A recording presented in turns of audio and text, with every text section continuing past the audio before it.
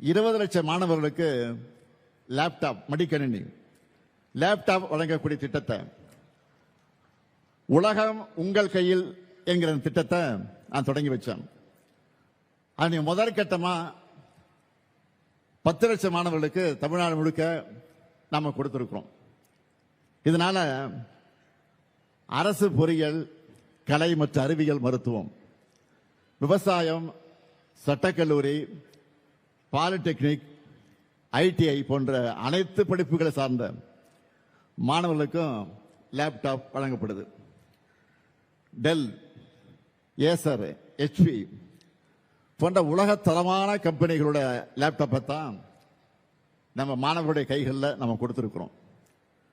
நீங்க நல்லா படிங்க, மற்ற எல்லாத்தையும் நான் பார்த்துக்கிறேன்னு உலக உங்கள் கையில் நான் சொல்லியிருக்கேன், நிகழ்ச்சியில் சொல்லியிருக்கிறேன்.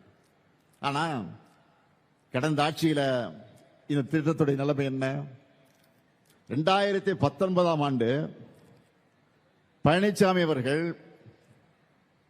முதலமைச்சராக இருந்தப்போ மாணவர்களுக்கு லேப்டாப் வழங்குற திட்டத்தை நிறுத்திட்டாரு. எப்போ? 2019ஆம் ஆண்டு நிறுத்திட்டார். அப்ப அதுவும் CAG அறிக்கை என்ன சொல்லிச்சு தெரியுமா? 68 கோடி ரூபாய் மதிப்பில் வாங்கப்பட்ட 55,000 லேப்டாப்புகளை வீணடிச்சுட்டாங்கன்னு CAG அறிக்கையில வெட்ட வெளிச்சமா சொன்னாங்க. அதிலே வெளியிடப்பட்டிருக்கு. இது பத்தி மாண்புமிகு எதிர்க்கட்சி தலைவர் பழனிசாமி அவர்களுக்கு ஏதாவது சந்தேகம் இருந்தா 2023ஆம் ஆண்டு ஏப்ரல் மாதம் தமிழ்நாடு சட்டமன்றத்தில் தாக்கல் செய்யப்பட்டிருக்கிற அறிக்கை எடுத்து நீங்க பார்க்கலாம், ஆதாரமா இருக்கு. 60 வருட நம்பிக்கை. Anand banians and briefs.